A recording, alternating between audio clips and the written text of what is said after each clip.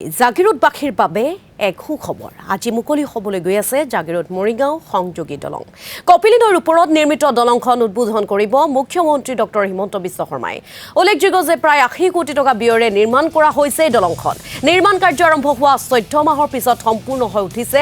এই নতুন দলংখন গতিকে এই সন্দৰ্ভত আমাক সবিশেষ জনাব আমাৰ সাংবাদিক বিমল হাজৰিকাই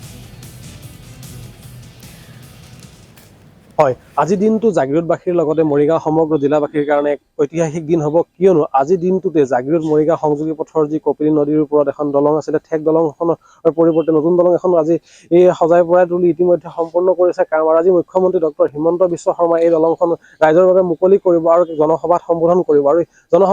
সভাতে প্ৰায় 20,000 লোক উপস্থিত থাকিব আৰু এই 20,000 লোকক উদ্দেশ্যি সমগ্ৰ মৰিগাঁও জিলাবাসীৰ লগতে জাগিৰোডবাসীৰ বাবে এই যি বহু প্ৰত্যাশিত কপিলী নদীৰ ওপৰত দলং আছিল এই দলংখন উন্মোচন কৰিব আৰু এটা কথা ক'ব লাগিব যে প্ৰায় 80 কোটি টকা ব্যয় সাপেক্ষে দলংখন সম্পূৰ্ণকৈ সজাই পৰাই তোলা হৈছে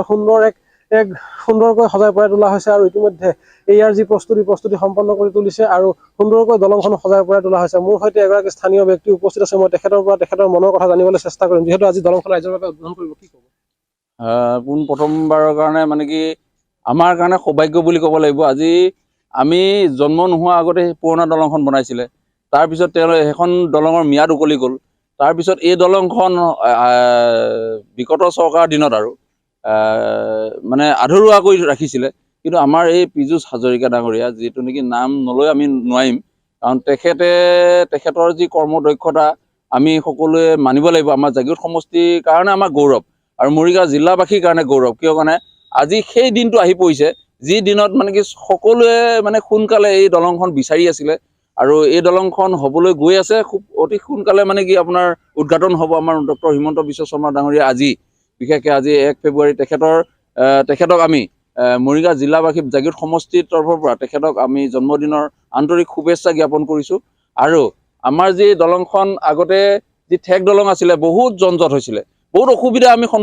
সন্মুখীন হৈছোঁ কাৰণ আমি লগতে আমাৰ ঘৰ আমি প্ৰত্যেক দিনা আমি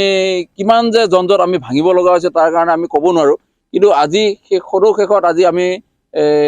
শেষ হাঁহি বুলি ক'ব লাগিব আমি যি আমাৰ হাঁহি যি আমাৰ বিৰিঙাইছে আমাৰ হিমন্ত বিশ্ব শৰ্মা ডাঙৰীয়া আমাৰ পীযুষ হাজৰিকা ডাঙৰীয়াই আমি তেখেতলোকক জাগিৰোডবাসীৰ তৰফৰ পৰা আমি অশেষ ধন্যবাদ জ্ঞাপন কৰিছোঁ আৰু এই দলংখন হোৱাৰ ফলত ব্যৱসায় বাণিজ্য আৰু আকৌ ঠন ধৰি উঠিব বুলি আমি ভাবিছোঁ কাৰণ কি মানে ব্যৱসায় বাণিজ্যৰ ক্ষেত্ৰতো বহুত অসুবিধা হৈছিলে কাৰণ ডাঙৰ গাড়ী পাৰ হ'ব নিদিয়ে আমি সেইখিনিও আমি গম পাইছোঁ গতিকে এই দলংখনে এটা সকলোকে মানে হেৰি এটা কৰিব আৰু ধৰি লওক আশাৰ ৰেঙনি এটা হেৰি কৰিব সকলোকে ধন্যবাদ জনাইছোঁ আচলতে এটা কথা ক'ব লাগিব যে সকলোৰে মুখত হাঁহি বিৰিঙাইছে এই দলংখনে কিয়নো এই দলংখন আছিলে বহু প্ৰত্যাশিত দলং আৰু পূৰ্বৰ দলংখন যিখন দলং আছিলে সেই দলংখন পূৰ্বৰ দলংখন যথেষ্ট ঠেক আছিলে আৰু একলেনযুক্ত আছিলে তাৰ ফলত তীব্ৰ যান-জঁটৰ সন্মুখীন হৈছিলে